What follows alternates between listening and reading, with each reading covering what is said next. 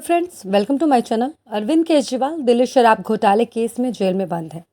Court द्वारा बढ़ती remand को देखते हुए फिलहाल दिल्ली के मुख्यमंत्री का जेल से बाहर आना मुश्किल लग रहा है।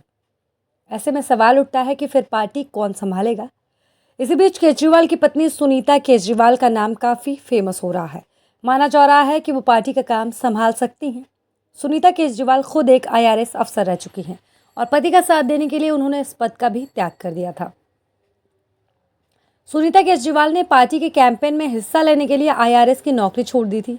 उन्होंने 2016 में VRS ले लिया था क्योंकि सरकारी कर्मचारी के तौर पर वो किसी पार्टी का समर्थन नहीं कर सकती थी और ना ही सरकारी के विरोध में कोई प्रदर्शन कर सकती थी।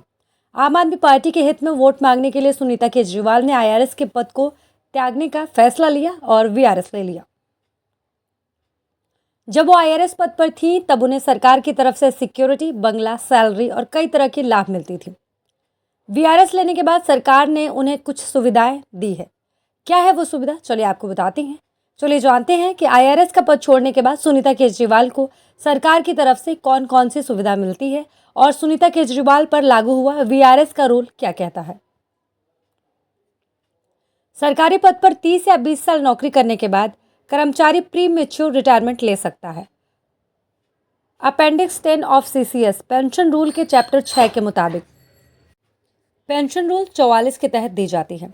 इस दौरान कर्मचारी ऑफ ड्यूटी हो जाता है और रेलवे, एयरप्लेन, बस आदि में टिकट पर मिलने वाली छूट बंद कर दी जाती है और अगर वो VRS के बाद सर्विस में जाता है तो उसको भत्ता भी नहीं दिया जाता। पद पर रहने के दौरान सुनीता केजरीवाल को कई सारी सुविधाएं मिलती थीं जो एक IRS अधिकारी को मिलती हैं। CCA पेंशन रूल 1972 के तहत VRS लेने के बाद सरकार द्वारा कर्मचारी को पेंशन दी जाती है।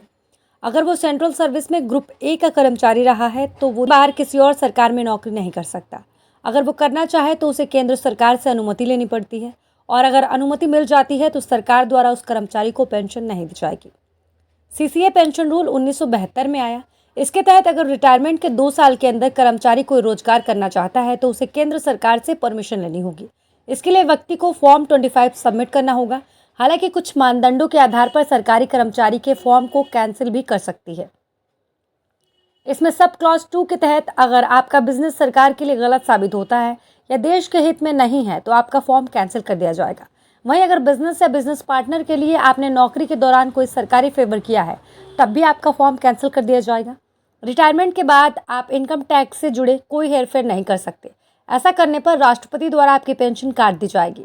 अगर आप देश विरोधी कोई हरकत करते हैं और कानून आपको कड़ी सजा सुनाता है तो आपकी पेंशन राष्ट्रपति द्वारा रोकी जा सकती है।